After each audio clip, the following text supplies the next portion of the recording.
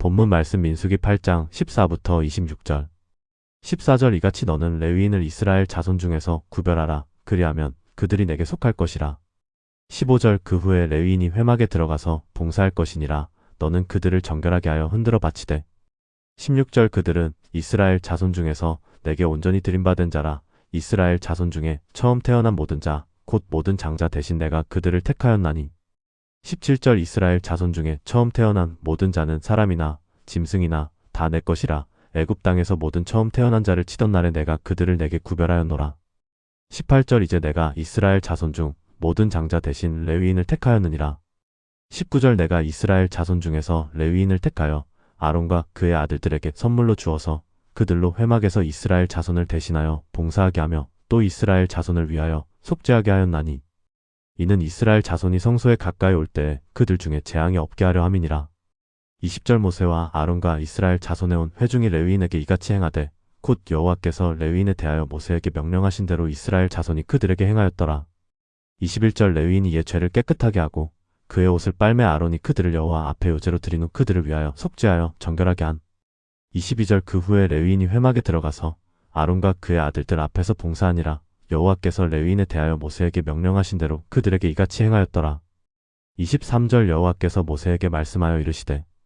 24절 레위인은 이같이 할지니 곧 25세 이상으로는 회막에 들어가서 봉사하여 일할 것이요. 25절 50세부터는 그 일을 쉬어 봉사하지 아니할 것이나. 26절 그 형제와 함께 회막에서 직무를 지킬 것이요 봉사하지 아니할 것이라. 너는 레위인의 직무에 대하여 이같이 할지니라. 당신이 25살 레위 청년이라고 상상해 보세요. 오늘은 당신 인생에서 가장 중요한 날입니다. 회막 앞 넓은 뜰에 무릎 꿇고 앉아 있는데 온 이스라엘 백성이 당신을 바라보고 있습니다. 수만 명의 시선이 느껴집니다. 어제까지만 해도 당신은 평범한 레위 지파의 청년이었습니다. 아버지를 도와 양을 치고 텐트를 치고 광야 생활을 하던 보통 사람이었습니다. 그런데 오늘 아침 제사장들이 당신을 불렀습니다. 정결 의식을 받아야 한다. 오늘부터 너는 회막에서 봉사하게 될 것이다. 먼저 물로 몸을 씻었습니다. 온몸에 정결수가 뿌려졌습니다. 차가운 물이 피부에 닿을 때마다 떨렸습니다. 그 다음 머리를 깎았습니다. 긴 머리카락이 바닥에 떨어지는 것을 보며 생각했습니다. 이제 나는 예전의 내가 아니구나. 새 옷으로 갈아입었습니다. 하얗고 깨끗한 레위인의 옷입니다. 이제 회막 앞으로 나갑니다. 대제사장 아론이 당신 앞에 서 있습니다. 그의 눈빛이 엄숙합니다. 그리고 놀라운 일이 벌어집니다. 이스라엘의 대표자들이 하나둘 다가와 당신의 머리 위에 손을 얹습니다. 우리를 대신해서 하나님을 섬겨주십시오. 우리의 죄를 대신 담당해 주십시오. 그들의 손이 당신의 머리를 누를 때마다 무게가 느껴집니다. 이것은 명예만이 아닙니다. 책임입니다. 짐입니다. 사명입니다. 아론이 당신을 여호와 앞에 흔들어 바칩니다. 마치 제물처럼 말입니다. 당신은 이제 하나님께 드려진 사람입니다. 더 이상 자기 것이 아닙니다. 하나님의 것입니다. 가슴이 두근거립니다. 두려우면서도 영광스럽습니다. 떨리면서도 기쁩니다. 그런데 의식이 끝난 후 한 노레위인이 다가와 말합니다. 축하한다. 이제 너는 25년 동안 회막에서 섬길 수 있다. 25년이요? 평생이 아니라요? 그렇다. 50세가 되면 직무에서 물러나야 한다. 그것이 하나님의 규례다. 25년뿐이라니. 그것도 짧다고 느껴집니다. 평생 섬기고 싶은데 왜 50세까지만일까요? 여러분, 이것이 오늘 우리가 함께 살펴볼 민수기 8장의 이야기입니다. 레위인의 구별됨과 헌신 그리고 나의 의미에 대한 이야기입니다. 혹시 여러분 중에 이런 생각을 하시는 분 계신가요? 나는 이제 하나님께 쓰임받기엔 너무 늙었어. 내 인생의 황금기는 이미 지나갔어. 나는 하나님께 드릴 게 없어. 오늘 이 말씀이 그런 생각을 완전히 뒤집어 놓을 것입니다. 하나님은 우리를 구별하셨습니다. 하나님은 우리를 정결케 하셨습니다. 하나님은 우리를 당신의 것으로 삼으셨습니다. 그리고 놀랍게도 나이와 상관없이 각자에게 맞는 역할을 주십니다. 오늘 함께 발견하게 될 5가지 진리가 있습니다. 첫째, 구별됨의 진짜 의미. 둘째, 정결의식이 우리에게 말하는 것. 셋째, 안수를 통한 헌신의 아름다움. 넷째, 25세부터 50세까지의 영적 의미. 다섯째, 50세 이후에도 계속되는 하나님의 계획. 준비되셨나요? 그럼 함께 이 놀라운 여정을 시작하겠습니다. 민수기 8장 14절을 다시 한번 보겠습니다. 이같이 너는 레위인을 이스라엘 자손 중에서 구별하라. 그리하면 그들이 내게 속할 것이라. 구별하라는 히브리어 히브딜입니다. 이 단어는 창세기 1장에서 하나님이 빛과 어둠을 나누실 때 사용된 바로 그 단어입니다. 구별은 단순히 떼어놓는 것이 아닙니다. 구별은 특별한 목적을 위해 따로 세우는 것입니다. 여러분, 혹시 이런 경험 있으신가요? 결혼 전 배우자를 처음 만났을 때의 그 설렘 말입니다.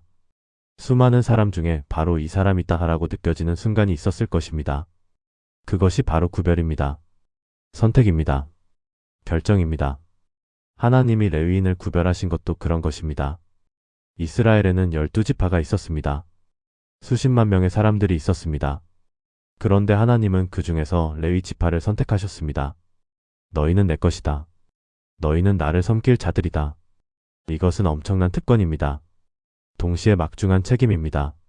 16절을 보십시오. 그들은 이스라엘 자손 중에서 내게 온전히 드린 바 된 자라. 온전히 드린 바 된 자라는 표현이 얼마나 강력한지 아십니까? 히브리어로 네투님입니다. 주어진 자 중에 주어진 자라는 뜻입니다. 완전히 하나님께 속한 사람이라는 의미입니다. 레위인들은 더 이상 자기 것이 아니었습니다. 자기 계획대로 살 수 없었습니다. 자기 뜻대로 움직일 수 없었습니다. 오직 하나님의 뜻에 따라 살아야 했습니다. 이것이 구별된 삶입니다. 여러분, 우리도 구별된 사람들입니다. 베드로전서 2장 9절은 이렇게 말합니다. 그러나 너희는 택하신 족속이요 왕같은 제사장들이요 거룩한 나라요 그의 소유가 된 백성이니 우리는 하나님의 소유입니다. 예수 그리스도의 피로 값주고 산바된 사람들입니다. 그런데 많은 그리스도인들이 진리를 잊고 삽니다. 월요일부터 토요일까지는 세상 사람처럼 살다가 일요일만 하나님께 드립니다. 직장에서는 세상 논리로 살다가 교회에서만 신앙인인 척합니다.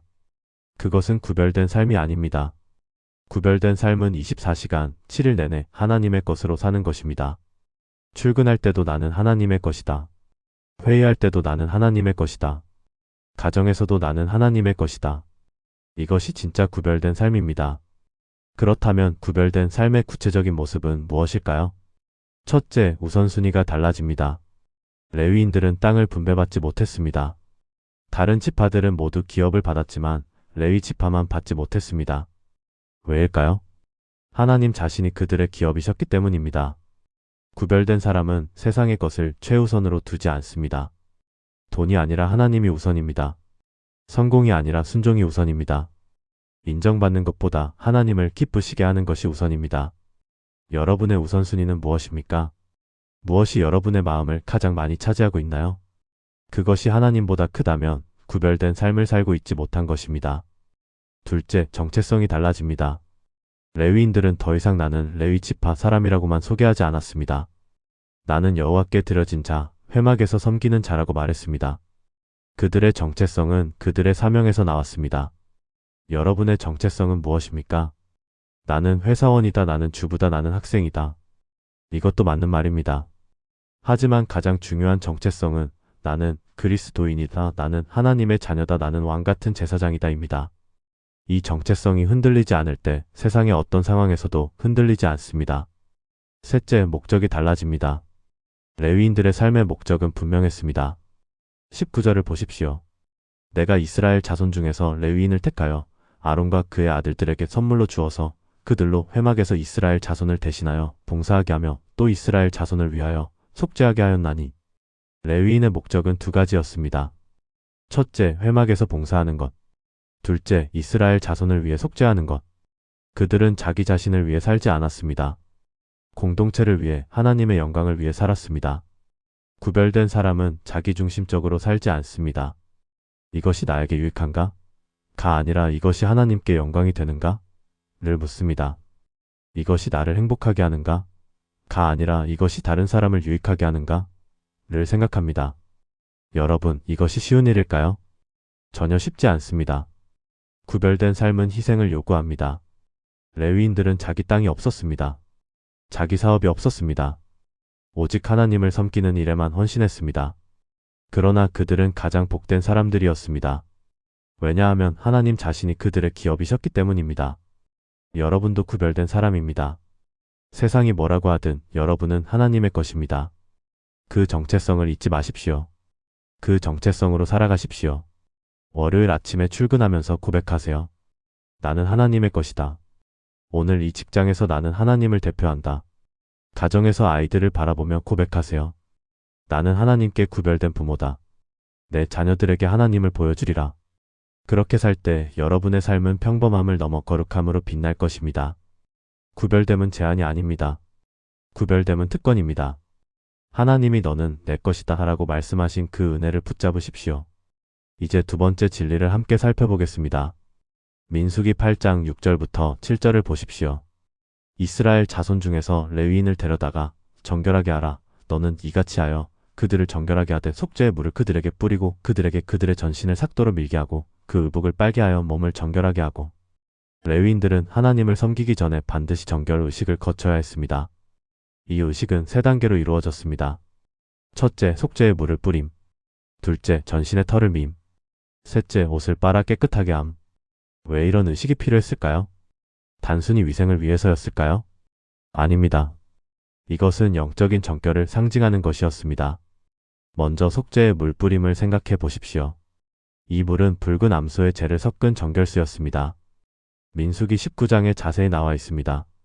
이 물이 뿌려질 때 부정함이 씻겨졌습니다. 죄의 오염이 제거되었습니다. 이것은 무엇을 가르쳐 줍니까? 우리는 스스로 정결해질 수 없다는 것입니다. 아무리 노력해도 아무리 애써도 우리 힘으로는 죄를 씻을 수 없습니다. 오직 하나님이 제공하신 방법으로만 깨끗해질 수 있습니다. 신약에서 이 속죄의 물은 예수 그리스도의 피를 가리킵니다. 히브리서 9장 1314절은 이렇게 말합니다. 염소와 황소의 피와 및 암송아지의 죄를 부정한 자에게 뿌려 그 육체를 정결하게 하여 거룩하게 하거든. 하물며 영원하신 성령으로 말미암아 흠없는 자기를 하나님께 드린 그리스도의 피가 어찌 너희 양심을 죽은 행실에서 깨끗하게 하고 살아계신 하나님을 섬기게 하지 못하겠느냐. 우리를 정결하게 하는 것은 예수님의 피입니다. 그 피가 우리의 모든 죄를 씻습니다. 과거의 죄도 현재의 죄도 미래의 죄까지도 씻어냅니다. 여러분, 혹시 이런 생각하신 적 있으신가요? 나는 너무 많이 죄를 지어서 하나님께 쓰임받을 수 없어. 나의 과거가 너무 더러워서 거룩한 일을 할 자격이 없어. 그것은 거짓말입니다. 예수님의 피는 모든 죄를 깨끗하게 합니다. 요한일서 1장 7절을 보십시오. 그가 빛 가운데 계신 것 같이 우리도 빛 가운데 행하면 우리가 서로 사귐이 있고 그 아들 예수의 피가 우리를 모든 죄에서 깨끗하게 하실 것이요. 모든 죄입니다. 예외가 없습니다. 당신이 지은 그 죄도, 당신이 부끄러워하는 그 과거도 예수님의 피로 깨끗해집니다. 그러니 더 이상 과거에 묶여있지 마십시오. 예수님의 피가 당신을 씻었다면 당신은 깨끗한 사람입니다. 두 번째 단계는 전신의 털을 미는 것이었습니다. 이것은 무엇을 의미할까요? 머리털은 인간의 힘과 영광을 상징합니다. 삼손의 머리카락을 기억하시죠? 그의 힘은 머리카락에 있었습니다. 레위인들이 머리를 민다는 것은 자기 힘과 영광을 내려놓는다는 의미였습니다. 나는 내 힘으로 하나님을 섬길 수 없습니다. 나는 내 능력으로 거룩해질 수 없습니다. 오직 하나님의 은혜로만 가능합니다. 이것이 머리 미는 의식이 주는 메시지입니다. 여러분, 하나님을 섬기는데 가장 큰 걸림돌이 무엇인지 아십니까? 바로 교만입니다. 내가 할 수 있어. 나는 괜찮아. 나는 충분히 자격이 있어. 이런 생각이 우리를 넘어뜨립니다. 바울은 고린도후서 12장 9절에서 이렇게 고백했습니다. 내 은혜가 내게 족하도다. 이는 내 능력이 약한 데서 온전하여 짐이라 하신지라. 그러므로 도리어 크게 기뻐함으로 나의 여러 약한 것들에 대하여 자랑하리니 이는 그리스도의 능력이 내게 머물게 하려 함이라. 우리가 약할 때 하나님이 강하십니다. 우리가 내려놓을 때 하나님이 채워주십니다. 그러니 여러분의 자랑을 내려놓으십시오. 여러분의 능력을 내려놓으십시오. 그리고 하나님의 능력이 여러분을 통해 역사하시도록 하십시오. 세 번째 단계는 옷을 빠는 것이었습니다. 옷은 우리의 행실을 상징합니다. 더러운 옷을 빤다는 것은 잘못된 행실을 버린다는 의미입니다. 구약의 레위인들은 문자 그대로 옷을 빨았습니다. 그러나 신약의 우리는 영적으로 옷을 빨아야 합니다.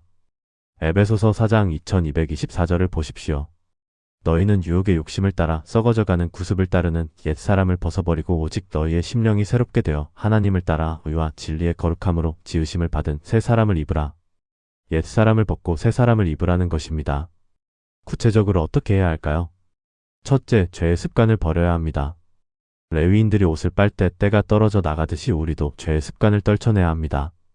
거짓말하는 습관, 음란한 생각을 하는 습관, 남을 판단하는 습관, 불평하는 습관, 이런 것들을 물로 빨아내듯 성령의 능력으로 씻어내야 합니다. 둘째, 의의 옷을 입어야 합니다.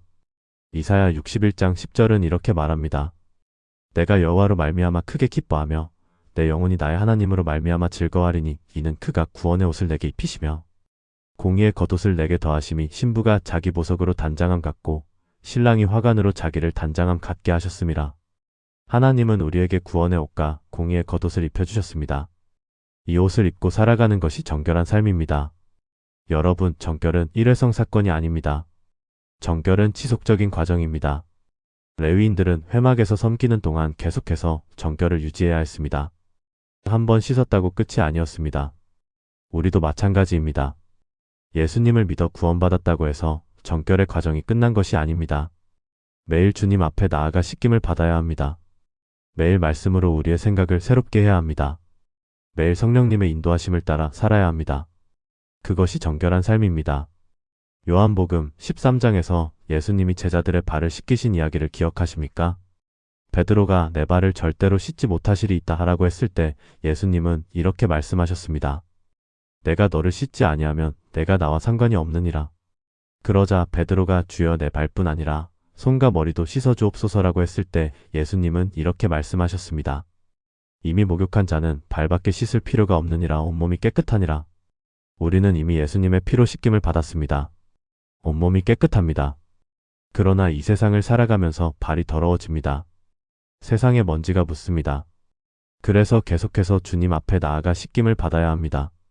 오늘 여러분의 발은 깨끗합니까?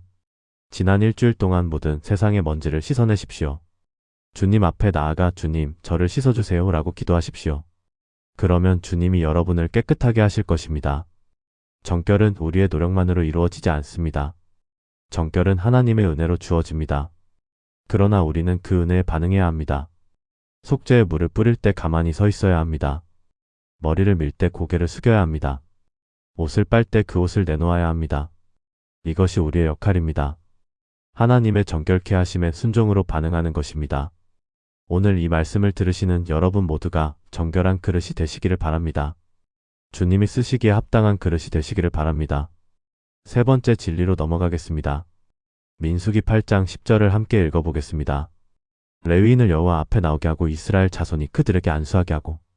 이 장면은 정말 놀랍습니다. 보통 제사장이 제물에 안수합니다.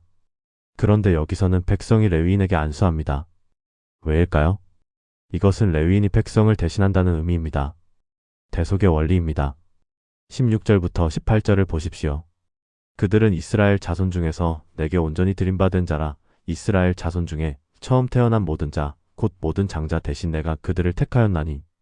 이스라엘 자손 중에 처음 태어난 모든 자는 사람이나 짐승이나 다 내 것이라. 애굽 땅에서 모든 처음 태어난 자를 치던 날에 내가 그들을 내게 구별하였노라. 이제 내가 이스라엘 자손 중 모든 장자 대신 레위인을 택하였느니라. 원래 하나님의 계획은 모든 장자가 하나님을 섬기는 것이었습니다. 출애굽 때 하나님이 애굽의 모든 장자를 치셨지만 이스라엘의 장자들은 어린 양의 피로 구원받았습니다. 그래서 모든 장자는 하나님께 속한 것이었습니다. 그런데 금송아지 사건이 일어났습니다. 백성들이 우상을 만들어 섬겼습니다. 그때 오직 레위 지파만 모세 편에 섰습니다. 그래서 하나님은 모든 장자 대신 레위 지파를 택하셨습니다. 이것이 대속의 원리입니다. 한 사람이 많은 사람을 대신합니다. 한 지파가 12지파를 대신합니다. 백성들이 레위인에게 안수할 때 이렇게 고백하는 것입니다. 당신이 나를 대신해서 하나님을 섬겨주십시오. 당신이 나를 대신해서 죄를 속하십시오. 나의 책임을 당신이 짊어져 주십시오. 이것은 얼마나 무거운 일입니까? 레위인의 어깨 위에 이스라엘 전체의 영적 책임이 놓인 것입니다. 그러나 이것은 또한 얼마나 영광스러운 일입니까? 하나님이 그들을 그만큼 신뢰하신다는 의미이기 때문입니다. 여러분, 이 대속의 원리는 궁극적으로 예수 그리스도를 가리킵니다. 레위인이 이스라엘을 대신했듯이 예수님은 전 인류를 대신하셨습니다. 이사야 53장 56절을 보십시오. 그가 찔림은 우리의 허물 때문이요 그가 상함은 우리의 죄악 때문이라. 그가 징계를 받음으로 우리는 평화를 누리고 그가 채찍에 맞음으로 우리는 나음을 받았도다. 우리는 다 양 같아서 그릇 행하여 각기 제 길로 갔거늘 여호와께서는 우리 모두의 죄악을 그에게 담당시키셨도다. 예수님이 우리를 대신하셨습니다. 우리가 받아야 할 형벌을 예수님이 받으셨습니다. 우리가 져야 할 죄의 짐을 예수님이 지셨습니다. 십자가는 궁극적인 대속입니다. 완전한 안수입니다. 우리의 모든 죄가 예수님께 전가되었고 예수님의 의가 우리에게 전가되었습니다. 이것이 복음의 핵심입니다. 그런데 여기서 한 가지 더 생각해야 할 것이 있습니다. 우리도 대속의 사역에 참여하도록 부름받았다는 것입니다. 고린도후서 5장 20절을 보십시오. 그러므로 우리가 그리스도를 대신하여 사신이 되어 하나님이 우리를 통하여 너희를 권면하시는 것 같이 그리스도를 대신하여 간청하노니 너희는 하나님과 화목하라. 우리는 그리스도를 대신하는 사신입니다. 레위인이 백성을 대신해서 하나님을 섬겼듯이 우리는 세상을 대신해서 하나님을 전합니다. 이것은 엄청난 특권입니다. 동시에 막중한 책임입니다. 구체적으로 어떻게 이 사역에 참여할 수 있을까요? 첫째, 중보기도로 참여합니다. 레위인들이 백성을 위해 기도했듯이 우리도 세상을 위해 기도해야 합니다. 가족을 위해 기도하십시오. 직장 동료를 위해 기도하십시오. 이 나라를 위해 기도하십시오. 우리의 기도가 그들을 대신하는 것입니다. 둘째, 섬김으로 참여합니다. 레위인들이 회막에서 수고했듯이 우리도 교회와 세상에서 수고해야 합니다. 예수님은 마가복음 10장 45절에서 이렇게 말씀하셨습니다. 인자가 온 것은 섬김을 받으려 함이 아니라 도리어 섬기려 하고 자기 목숨을 많은 사람의 대속물로 주려 함이니라. 예수님이 섬기셨듯이 우리도 섬겨야 합니다. 작은 일이라도 기꺼이 감당하십시오. 그것이 대속의 사역에 참여하는 것입니다. 셋째, 복음 전파로 참여합니다. 레위인들이 백성에게 하나님의 말씀을 가르쳤듯이 우리도 복음을 전해야 합니다. 로마서 10장 1415절을 보십시오. 그런즉 그들이 믿지 아니하는 이를 어찌 부르리요 듣지도 못한 이를 어찌 믿으리요 전파하는 자가 없이 어찌 들으리요 보내심을 받지 아니하였으면 어찌 전파하리요. 기록된 바 아름답도다 좋은 소식을 전하는 자들의 발이여 함과 같으니라. 우리는 보내심을 받은 자들입니다. 복음을 전하도록 부름받은 자들입니다. 여러분이 있는 그곳에서 예수님을 증거하십시오. 그것이 세상을 대신하는 것입니다. 안수의 의미를 다시 한번 생각해 보십시오. 안수는 동일시입니다. 하나됨입니다. 연합입니다. 백성이 레위인에게 안수할 때 우리는 하나다라고 선언하는 것입니다. 우리가 예수님과 연합할 때도 마찬가지입니다. 예수님의 죽으심에 동참하고 예수님의 부활에 동참합니다. 갈라디아서 2장 20절의 고백이 우리의 고백이 되어야 합니다. 내가 그리스도와 함께 십자가에 못 박혔나니 그런즉 이제는 내가 사는 것이 아니요 오직 내 안에 그리스도께서 사시는 것이라. 이제 내가 육체 가운데 사는 것은 나를 사랑하사 나를 위하여 자기 자신을 버리신 하나님의 아들을 믿는 믿음 안에서 사는 것이라. 내가 사는 것이 아니라 그리스도가 내 안에 사는 것입니다. 이것이 안수의 영적 의미입니다. 여러분, 오늘 누군가 여러분에게 영적 안수를 하고 있다면 어떻게 반응하시겠습니까? 나를 대신해서 기도해 주세요 라는 요청을 받는다면 어떻게 하시겠습니까? 레위인처럼 그 책임을 기꺼이 감당하시겠습니까? 우리 모두는 왕같은 제사장입니다. 우리 모두는 거룩한 나라입니다. 그러므로 서로를 위해 기도하고 서로를 위해 섬기며 서로를 위해 복음을 전합시다. 그것이 안수의 의미를 실천하는 것입니다. 이제 네 번째 진리를 살펴보겠습니다. 민수기 8장 2425절을 읽어보겠습니다. 레위인은 이같이 할지니 곧 25세 이상으로는 회막에 들어가서 봉사하여 일할 것이요 50세부터는 그 일을 쉬어 봉사하지 아니할 것이나 25세부터 50세까지 정확히 25년입니다. 왜 하나님은 이 특정한 연령대를 정하셨을까요? 왜 20세도 아니고 25세일까요? 왜 60세까지가 아니라 50세까지일까요? 먼저 25세의 의미를 생각해 보겠습니다. 25세는 육체적으로나 정신적으로 성숙한 나이입니다. 20대 초반의 혈기는 가라앉고 지혜가 자라나기 시작하는 시기입니다. 힘도 있고 열정도 있지만 동시에 분별력도 생기는 나이입니다. 하나님은 우리가 충분히 준비되기를 기다리십니다. 너무 어릴 때 중요한 일을 맡기지 않으십니다. 디모데전서 3장 6절에서 바울은 감독의 자격에 대해 말하면서 이렇게 경고합니다. 새로 입교한 자도 말지니 교만하여져서 마귀를 정죄하는 그 정죄에 빠질까 하며 영적 사역은 성숙함을 요구합니다. 준비되지 않은 상태에서 중요한 직분을 맡으면 교만해지기 쉽습니다. 그래서 하나님은 25세까지 기다리게 하신 것입니다. 레위인들은 25세가 되기 전까지 무엇을 했을까요? 그들은 배웠습니다. 선배 레위인들을 도우며 실습했습니다. 회막의 일을 관찰하고 연구했습니다. 율법을 암송하고 묵상했습니다. 그렇게 준비된 후에야 비로소 본격적인 사역을 시작했습니다. 여러분 중에 나는 아직 준비가 안 됐어라고 생각하는 분이 계신가요? 좋습니다. 그럼 지금은 준비하는 시간입니다. 서두르지 마십시오. 하나님의 때를 기다리십시오. 요셉을 보십시오. 17세에 꿈을 꾸었지만 30세에 총리가 되었습니다.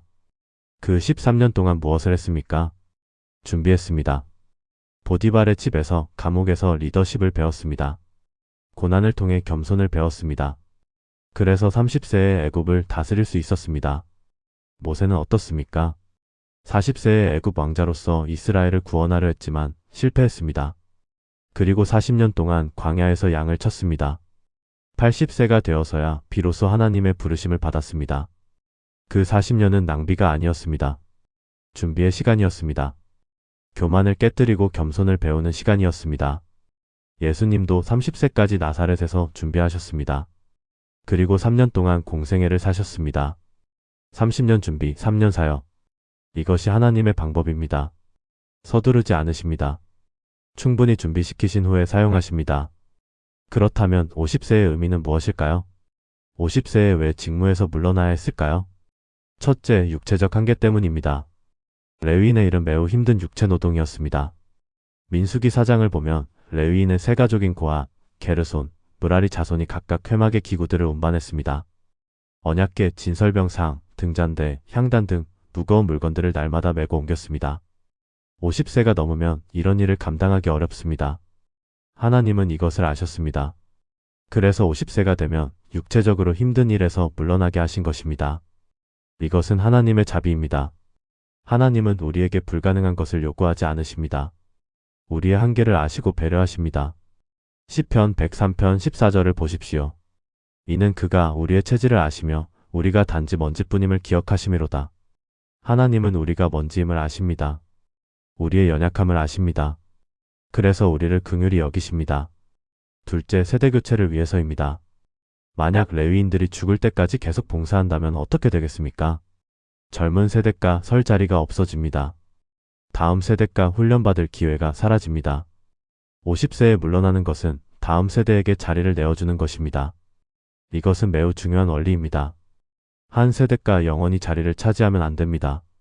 때가 되면 물러나서 다음 세대를 세워야 합니다. 요한복음 3장 30절에서 세례 요한은 이렇게 말했습니다. 그는 흥하여야 하겠고 나는 쇠하여야 하리라. 이것이 영적 리더십의 핵심입니다. 자기를 내려놓고 다음 세대를 높이는 것입니다. 여러분 중에 리더십의 위치에 있는 분들이 계신가요? 언젠가는 물러날 준비를 하고 계신가요? 다음 세대를 훈련시키고 계신가요? 이것이 하나님이 원하시는 방법입니다. 셋째, 새로운 역할을 위해서입니다. 26절을 보십시오. 그 형제와 함께 회막에서 직무를 지킬 것이요 봉사하지 아니할 것이라. 50세 이후에도 완전히 은퇴하는 것이 아닙니다. 직무는 지키되 육체적으로 힘든 봉사는 하지 않는 것입니다. 무슨 의미일까요? 젊은 레위인들을 가르치고 지도하는 역할로 전환하는 것입니다. 감독하고 조언하고 멘토링하는 역할입니다. 이것은 매우 중요한 역할입니다. 경험과 지혜가 필요한 역할입니다. 25세 레위인은 할 수 없는 일입니다. 오직 50세 이상의 레위인만 할 수 있습니다. 이것이 바로 다음 본문에서 다룰 내용입니다. 하나님은 25세부터 50세까지의 시기를 최선의 시기로 정하셨습니다. 이 시기에 힘을 다해 하나님을 섬기라는 것입니다. 여러분은 지금 어느 시기에 계신가요? 25세 이전이라면 준비하십시오. 25세부터 50세 사이라면 최선을 다하십시오. 50세 이후라면 다음 세대를 세우십시오. 모든 시기가 소중합니다. 모든 나이에 하나님의 계획이 있습니다. 마지막 진리를 함께 나누겠습니다. 민수기 8장 26절을 다시 한번 보겠습니다. 그 형제와 함께 회막에서 직무를 지킬 것이요 봉사하지 아니할 것이라. 많은 사람들이 이 구절을 읽으며 슬퍼합니다. 50세가 되면 끝이구나. 이제 쓸모 없어지는구나. 그러나 그것은 완전히 잘못된 해석입니다. 이 구절은 끝이 아니라 새로운 시작을 말하고 있습니다. 봉사하지 아니할 것이라는 것은 육체적으로 힘든 일을 하지 않는다는 뜻입니다. 그러나 직무를 지킬 것이요라는 말은 여전히 중요한 역할이 있다는 의미입니다. 직무를 지킨다는 히브리어 샤마르 미슈마레트입니다. 이것은 단순히 지키다는 뜻이 아닙니다. 책임을 다하다, 돌보다, 관리하다는 의미입니다. 50세 이후의 레위인들은 어떤 일을 했을까요? 첫째, 멘토링과 가르침의 역할을 했습니다. 25년 동안 쌓은 경험이 있습니다. 회막 봉사의 모든 세세한 부분을 알고 있습니다. 실수도 많이 해봤고 성공도 많이 경험했습니다. 이제 그 지혜를 젊은 세대에게 전해줄 때입니다. 디모데후서 2장 2절에서 바울은 디모데에게 이렇게 말합니다. 또 내가 많은 증인 앞에서 내게 들은 바를 충성된 사람들에게 부탁하라. 그들이 또 다른 사람들을 가르칠 수 있으리라. 이것이 영적 유산을 전하는 방법입니다. 한 세대가 다음 세대를 가르치고 그 세대가 또 다음 세대를 가르치는 것입니다. 50세 이후의 레위인들이 바로 이 역할을 감당했습니다. 둘째, 기도와 중보의 역할을 했습니다. 육체적으로 무거운 것을 들지는 못하지만 기도의 짐은 들 수 있습니다. 회막 앞에 서서 이스라엘을 위해 젊은 레위인들을 위해 기도했습니다. 이것은 매우 중요한 사역입니다. 에베소서 6장 18절을 보십시오. 모든 기도와 간구를 하되 항상 성령 안에서 기도하고 이를 위하여 깨어 구하기를 항상 힘쓰며 여러 성도를 위하여 구하라. 나이가 들수록 기도의 사역은 더 깊어집니다. 경험이 쌓일수록 기도는 더 구체적이 됩니다. 50세 이후의 성도들이 교회의 기도 기둥이 되어야 하는 이유입니다. 셋째, 지혜로운 조언과 상담의 역할을 했습니다. 젊은 레위인이 어려운 결정을 내려야 할 때 누구에게 물어봤을까요? 경험 많은 선배 레위인에게 물어봤을 것입니다. 이럴 때는 어떻게 해야 합니까? 이런 상황에서는 어떻게 판단해야 합니까? 잠언 16장 31절을 보십시오. 팩발은 영화의 면류관이라 의로운 길에서 얻으리라. 팩발은 수치가 아닙니다. 영광의 면류관입니다. 의롭게 산 세월의 증거입니다. 그 경험과 지혜로 다음 세대를 인도하는 것이 50세 이후의 사명입니다. 넷째, 감독과 관리의 역할을 했습니다. 직무를 지킨다는 것은 회막의 일이 제대로 진행되는지 감독하는 것입니다. 젊은 레위인들이 실수하지 않도록 지켜보는 것입니다. 문제가 생기면 해결책을 제시하는 것입니다. 이것은 육체적 힘이 아니라 영적 통찰력이 필요한 일입니다. 성경에는 50세 이후에도 위대한 사역을 감당한 사람들이 많습니다. 모세는 80세에 출애굽을 시작해서 120세까지 이스라엘을 이끌었습니다. 갈렙은 85세에 내가 이 산지를 내게 주소서라고 외쳤습니다. 안나는 84세에 예수님을 알아보고 구속을 바라는 모든 사람에게 예수님에 대해 말했습니다. 요한은 90대에 요한복음, 요한서신, 요한계시록을 기록했습니다. 나이는 한계가 아닙니다. 나이는 새로운 기회입니다. 여러분 중에 50세가 넘으신 분들이 계신가요? 혹시 이제 나는 끝났어라고 생각하고 계신가요? 절대 그렇지 않습니다. 하나님은 여러분을 통해 여전히 일하고 계십니다. 육체적으로 힘든 일은 하지 못할 수 있습니다. 그러나 영적으로 더 깊은 일을 할 수 있습니다. 기도로 교회를 바치십시오. 지혜로 다음 세대를 인도하십시오. 경험으로 실수를 예방하십시오. 사랑으로 상처를 치유하십시오. 이것이 50세 이후의 사명입니다. 세상은 나이 든 사람을 쓸모없다고 말합니다. 생산성이 떨어진다고 말합니다. 은퇴해야 한다고 말합니다. 그러나 하나님의 나라에서는 다릅니다. 하나님의 나라에서는 모든 나이가 같이 있습니다. 모든 세대가 필요합니다. 25세 청년의 열정도 필요하고 50세 장년의 지혜도 필요하고 70세 노인의 경험도 필요합니다. 교회는 모든 세대가 함께 어울려 섬길 때 가장 아름답습니다. 디도서 2장을 보면 바울은 늙은 남자와 늙은 여자에게 특별한 사명을 줍니다. 늙은 남자로는 절제하며 경건하며 신중하며 믿음과 사랑과 인내함에 온전하게 하고 늙은 여자로는 선한 것을 가르치는 자들이 되고 그들로 젊은 여자들을 교훈하되 나이 든 세대의 사명은 젊은 세대를 가르치는 것입니다. 신앙의 유산을 전하는 것입니다. 이것은 젊은 세대가 할 수 없는 일입니다. 오직 경험 많은 세대만 할 수 있는 일입니다. 그러므로 50세 이후의 성도 여러분, 낙심하지 마십시오. 여러분은 여전히 귀한 사람입니다. 여러분은 여전히 필요한 사람입니다. 하나님은 여러분을 통해 다음 세대를 세우고자 하십니다. 여러분의 기도가 필요합니다. 여러분의 지혜가 필요합니다. 여러분의 사랑이 필요합니다. 그리고 젊은 세대 여러분, 나이 든 세대를 존경하십시오. 그들의 말에 귀 기울이십시오. 그들의 경험에서 배우십시오. 레위기 19장 32절을 보십시오. 너는 흰머리 앞에서 일어서고 노인의 얼굴을 공경하며 내 하나님을 경외하라. 나는 여호와이니라. 노인을 공경하는 것은 하나님을 경외하는 것과 연결되어 있습니다. 하나님은 모든 세대를 사용하십니다. 하나님은 모든 나이에 계획이 있으십니다. 25세든 50세든 70세든 하나님의 손에 있으면 여전히 귀하게 쓰임받습니다. 사랑하는 여러분, 오늘 우리는 민수기 8장 14절부터 26절까지의 말씀을 통해 5가지 진리를 발견했습니다. 첫째, 우리는 구별된 사람들입니다. 하나님이 너는 내 것이다 라고 말씀하셨습니다. 이 정체성을 결코 잊지 마십시오. 둘째, 우리는 정결케 된 사람들입니다. 예수님의 피가 우리를 씻었습니다. 매일 주님 앞에 나아가 새롭게 되십시오. 셋째, 우리는 안수받은 사람들입니다. 세상을 대신해서 하나님을 섬기도록 부름받았습니다. 이 사명을 기억하십시오. 넷째, 우리에게는 최선의 시기가 있습니다. 준비할 때가 있고 전력을 다할 때가 있습니다. 지금 여러분의 시기에 최선을 다하십시오. 다섯째, 하나님의 계획은 나이를 초월합니다. 50세 이후에도 새로운 역할이 있습니다. 끝이 아니라 새로운 시작입니다. 이 5가지 진리가 여러분의 삶을 변화시키기를 바랍니다. 혹시 여러분 중에 나는 하나님께 쓸모없어라고 생각하시는 분 계신가요? 오늘 이 말씀이 그 거짓말을 깨뜨렸기를 바랍니다. 여러분은 하나님께 온전히 드림받은 자입니다. 여러분은 귀한 사람입니다. 여러분은 필요한 사람입니다. 나이가 많든 적든 경험이 많든 적든 하나님은 여러분을 사용하기 원하십니다. 오늘부터 이렇게 고백하며 살아가십시오. 나는 하나님께 구별된 사람이다. 나는 예수님의 피로 정결케 된 사람이다. 나는 세상을 대신하여 하나님을 섬기는 사람이다. 나는 지금 내 인생의 최선의 시기를 살아가고 있다. 나는 나이와 상관없이 하나님께 귀하게 쓰임받을 것이다. 이 고백이 여러분의 입에서 나올 때 여러분의 삶이 변화할 것입니다. 회막에서 섬기던 레위인들처럼 여러분도 하나님의 성전에서 귀하게 쓰임받을 것입니다. 고린도전서 3장 16절을 기억하십시오. 너희는 너희가 하나님의 성전인 것과 하나님의 성령이 너희 안에 계시는 것을 알지 못하느냐. 여러분이 바로 하나님의 성전입니다. 여러분 안에 성령님이 거하십니다. 그러므로 여러분의 삶 전체가 거룩한 예배가 되어야 합니다. 출근하는 것도 예배입니다. 가사일을 하는 것도 예배입니다. 자녀를 키우는 것도 예배입니다. 이웃을 섬기는 것도 예배입니다. 모든 것이 하나님께 드리는 예배가 될 수 있습니다. 로마서 12장 1절이 우리에게 명령합니다.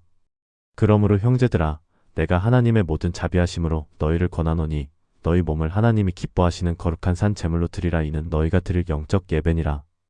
여러분의 몸을 산 제물로 드리십시오. 레위인들이 회막 앞에서 흔들어 바쳐진 것처럼 여러분도 하나님께 드려진 사람으로 살아가십시오. 그것이 진정한 예배입니다. 그것이 구별된 삶입니다. 그것이 하나님이 기뻐하시는 삶입니다. 오늘 이 말씀을 들으신 모든 분들이 새로운 결단을 하시기 바랍니다. 오늘부터 나는 하나님께 온전히 드려진 사람으로 살겠습니다. 나이도 상황도 능력도 핑계하지 않고 하나님이 맡기신 사명을 감당하겠습니다. 내 인생의 모든 순간이 하나님께 영광 돌리는 시간이 되게 하겠습니다. 이 결단이 여러분의 입에서 나오기를 바랍니다. 그리고 그 결단대로 살아가는 여러분이 되시기를 주님의 이름으로 축복합니다. 하나님은 여러분을 사랑하십니다. 하나님은 여러분을 구별하셨습니다. 하나님은 여러분을 정결케 하셨습니다. 하나님은 여러분을 당신의 것으로 삼으셨습니다. 그러므로 담대히 나아가십시오. 여러분은 하나님의 사람입니다. 아멘. 거룩하신 하나님 아버지, 오늘 이 시간 민수기 8장의 말씀을 통해 레위인의 여정을 함께 걸으며 하나님의 깊은 뜻을 발견하게 하심을 감사드립니다. 구별의 순간을 기억하며 하나님, 저희를 기억하여 주옵소서. 마치 25세 레위 청년이 회막 앞에 무릎 꿇고 앉아 수만 명의 이스라엘 백성의 시선을 받으며 떨렸던 것처럼 저희도 처음 주님을 만났던 그 순간을 기억합니다. 이제 너는 하나님의 것이다 라는 그 음성이 저희 가슴에 울렸던 그때를 잊지 않게 하여 주옵소서. 저희가 무엇이기에 수많은 사람 중에서 저희를 택하시고 이스라엘 자손 중에서 레위인을 구별하셨던 것처럼 이 세상 가운데서 저희를 구별하여 주셨습니까? 오직 하나님의 일방적인 사랑과 은혜뿐임을 고백합니다. 너희는 이스라엘 자손 중에서 내게 온전히 드림받은 자라는 그 말씀이 저희에게도 선포되었음을 믿습니다. 저희는 더 이상 저희 것이 아니라 하나님의 것입니다. 저희의 시간도 재능도 물질도 관계도 모두 하나님께 속한 것입니다. 이 정체성을 결코 잊지 않게 하여 주옵소서. 월요일 아침 출근길에도 나는 하나님의 것이다 라고 고백하게 하시고, 직장에서 어려운 결정을 내려야 할 때도 나는 구별된 사람이다 라고 기억하게 하여 주옵소서.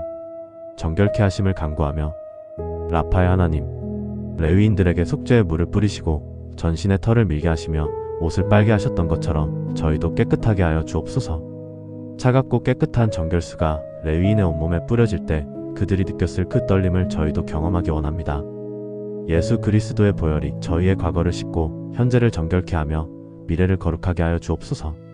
나는 너무 더러워서 하나님께 쓰임받을 수 없다고 생각하며 고개 숙이고 있는 이들이 있다면 오늘 이 시간 그 거짓말을 깨뜨려 주옵소서. 요한일서 1장 7절의 약속처럼 예수님의 피가 저희를 모든 죄에서 깨끗하게 하심을 믿습니다. 모든 죄입니다. 예외가 없습니다. 저희가 부끄러워하는 그 과거도 저희가 숨기고 싶은 그 죄도 모두 예수님의 피로 씻겨졌음을 선포합니다. 레위인들이 머리를 밀며 자기 힘과 영광을 내려놓았던 것처럼 저희도 교만을 내려놓게 하여 주옵소서. 내가 할 수 있어라는 교만을 벗어 던지고 오직 주님만이 하실 수 있습니다 라고 고백하게 하여 주옵소서. 바울이 내 은혜가 내게 족하도다. 이는 내 능력이 약한 데서 온전하여 짐이라고 고백했던 것처럼 저희의 약함이 그리스도의 능력이 머물게 하는 통로가 되게 하여 주옵소서. 레위인들이 옷을 빨아 깨끗하게 했던 것처럼 저희의 행실도 정결케 하여 주옵소서. 거짓말하는 습관, 음란한 생각을 하는 습관, 남을 판단하는 습관, 불평하는 습관, 이 모든 더러운 옷을 벗어 던지고 의의 옷을 입게 하여 주옵소서. 안수받고 헌신하며 만군의 하나님, 이스라엘 백성이 레위인의 머리 위에 손을 얹으며 당신이 우리를 대신해서 하나님을 섬겨주십시오라고 말했던 그 무게를 저희도 느낍니다. 저희도 세상을 대신하여 하나님을 섬기도록 부름받았습니다. 가족을 대신하여, 이웃을 대신하여, 이 나라를 대신하여 기도하고 섬기며 복음을 전하는 자들이 되게 하여 주옵소서. 레위인이 이스라엘의 모든 장자를 대신했던 것처럼 저희는 그리스도를 대신하는 사신입니다. 고린도후서 5장 20절의 말씀처럼 그리스도를 대신하여 간청하노니 너희는 하나님과 화목하라고 외치는 자들이 되게 하여 주옵소서. 안수의 그 무게가 레위인의 어깨를 짓눌렀을 때 그들은 두려웠을 것입니다.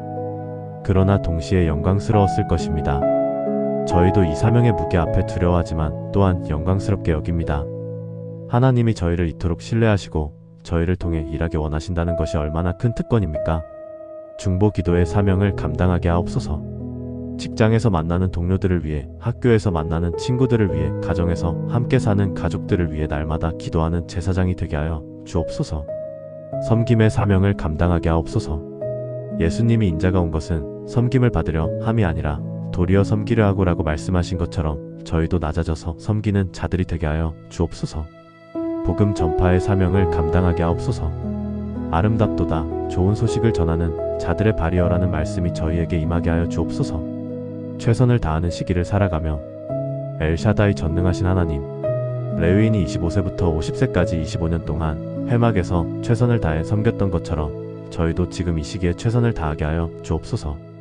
25세 이전에 레위인들이 배우고 준비했던 것처럼 아직 준비 중인 청년들과 청소년들을 축복하여 주옵소서. 서두르지 않고 하나님의 때를 기다리는 인내를 주시고 준비하는 동안 겸손과 지혜를 배우게 하여 주옵소서. 요셉이 13년을 기다렸고 모세가 40년을 광야에서 보냈으며 예수님이 30년을 나사렛에서 준비하셨던 것처럼 준비의 시간이 결코 낭비가 아님을 깨닫게 하여 주옵소서. 25세부터 50세 사이의 장년 세대를 특별히 축복하여 주옵소서. 지금이 인생에서 가장 왕성하게 일할 수 있는 시기임을 기억하게 하시고 이 시기에 최선을 다하여 하나님을 섬기게 하여 주옵소서. 가정을 돌보고 자녀를 양육하며 직장에서 책임을 감당하고 교회에서 섬기느라 너무나 지쳐있는 이들이 있습니다. 이사야 40장 31절의 약속을 붙잡게 하여 주옵소서. 오직 여호와를 앙망하는 자는 새 힘을 얻으리니 톡수리가 날개치며 올라감 같을 것이요 다른 박질하여도 곤비하지 아니하겠고 걸어가도 피곤하지 아니하리로다. 새 힘을 주옵소서. 바쁜 일상 속에서도 하나님과의 관계를 최우선으로 두게 하시고 세상의 가치가 아니라 하나님의 가치로 살아가게 하여 주옵소서. 이 시기가 지나간 후 후회 없이 최선을 다했다고 고백할 수 있는 삶을 살게 하여 주옵소서. 새로운 역할로 전환하며 지혜의 하나님, 레위인이 50세가 되어 직무에서 물러났지만 여전히 회막을 지키며 새로운 역할을 감당했던 것처럼 50세 이후의 성도들에게도 귀하고 아름다운 사명이 있음을 깨닫게 하여 주옵소서. 봉사하지 아니할 것이라는 말씀이 끝이 아니라 직무를 지킬 것이요라는 새로운 시작임을 보게 하여 주옵소서. 세상은 나이 들면 쓸모없다고 말하지만 하나님의 나라에서는 다릅니다. 팩발은 영화의 면류관이며 의로운 길에서 얻는 영광입니다. 25년 동안 쌓은 경험과 지혜로 이제 젊은 세대를 가르치고 인도하는 멘토가 되게 하여 주옵소서. 육체적으로 무거운 것을 들지는 못하지만 기도의 짐은 들 수 있습니다. 교회의 기도 기둥이 되게 하시고 중보의 용사가 되게 하여 주옵소서. 갈렙이 85세에 내가 이 산지를 내게 주소서라고 외쳤던 그 담대함을 50세 이후의 모든 성도에게 부어 주옵소서. 모세가 120세까지 이스라엘을 이끌었고 안나가 84세에 예수님을 알아보았으며 사도 요한이 90대 요한계시록을 기록했던 것처럼 나이는 한계가 아니라 새로운 기회임을 믿게 하여 주옵소서. 모든 세대가 하나 되어 평강의 하나님, 레위인의 세 가족인 고핫과 게르손과 므라리 자손이 각각의 역할로 하나의 회막을 섬겼던 것처럼 저희 교회 공동체도 모든 세대가 조화롭게 섬기게 하여 주옵소서. 젊은 세대의 열정과 장년 세대의 헌신과 노년 세대의 지혜가 아름답게 어우러지게 하여 주옵소서. 서로를 존중하고 서로에게서 배우며 서로를 세워주는 교회가 되게 하여 주옵소서. 젊은이들은 노인들을 공경하고 노인들은 젊은이들을 격려하며 장년들은 그 중간에서 다리 역할을 하게 하여 주옵소서. 레위기 19장 32절의 말씀처럼 너는 흰 머리 앞에서 일어서고 노인의 얼굴을 공경하며라는 명령을 실천하게 하여 주옵소서. 디도서 2장의 말씀처럼 늙은 남자와 늙은 여자가 선한 것을 가르치는 자들이 되고 젊은 세대가 그 가르침을 겸손히 받아들이게 하여 주옵소서. 나아가며 살아가는 결단. 거룩하신 하나님, 이제 저희가 이 자리에서 일어나 세상으로 나아갈 때 레위인이 회막에서 나와 이스라엘 진영으로 돌아갔던 것처럼 저희도 담대히 나아가게 하여 주옵소서. 오늘 이 말씀을 통해 받은 은혜를 잊지 않게 하시고 새로운 결단을 지켜나가게 하여 주옵소서. 나는 하나님께 구별된 사람이다. 나는 예수님의 피로 정결케 된 사람이다. 나는 세상을 대신하여 하나님을 섬기는 사람이다. 나는 지금 내 인생의 최선의 시기를 살아가고 있다. 나는 나이와 상관없이 하나님께 귀하게 쓰임받을 것이다. 이 5가지 고백이 저희의 입술에서 매일 선포되게 하여 주옵소서. 로마서 12장 1절의 말씀처럼 저희 몸을 하나님이 기뻐하시는 거룩한 산 제물로 드립니다. 이것이 저희가 드릴 영적 예배임을 고백합니다. 레위인이 회막 앞에서 흔들어 바쳐졌던 것처럼 저희도 하나님께 온전히 드려진 자로 살아가겠습니다. 나이도 상황도 능력도 핑계하지 않고 오직 하나님만 의지하여 맡겨진 사명을 감당하겠습니다. 시편 103편 14절의 말씀처럼 하나님은 저희의 체질을 아시며 저희가 단지 먼지뿐임을 기억하시는 분이심을 믿습니다. 그러므로 저희의 연약함 가운데서도 하나님의 능력이 온전하게 나타나기를 간구합니다. 이번 주간 동안 저희가 있는 그곳마다 하나님의 임재가 함께 하시고 저희를 통해 하나님의 이름이 높아지게 하여 주옵소서. 가정에서 직장에서 학교에서 저희의 삶 자체가 살아있는 간증이 되게 하여 주옵소서. 다시 이 자리에 모일 때까지 저희를 지키시고 인도하시며 보호하여 주옵소서. 구별된 백성으로 정결한 그릇으로 헌신된 일꾼으로 최선을 다하는 자로 세대를 아우르는 신앙 공동체로 이 땅에서 살아가게 하여 주옵소서. 예수님이 너희는 세상의 빛이요 땅의 소금이라고 말씀하신 것처럼 저희를 통해 이 세상이 밝아지고 이 땅에 하나님의 나라가 임하게 하여 주옵소서. 모든 영광과 찬송과 경배를 구별하신 하나님, 정결케 하신 하나님, 안수하신 하나님, 최선의 시기를 정하신 하나님, 새로운 역할을 주시는 하나님께 올려드립니다. 우리 주 예수 그리스도의 이름으로 기도드립니다. 아멘.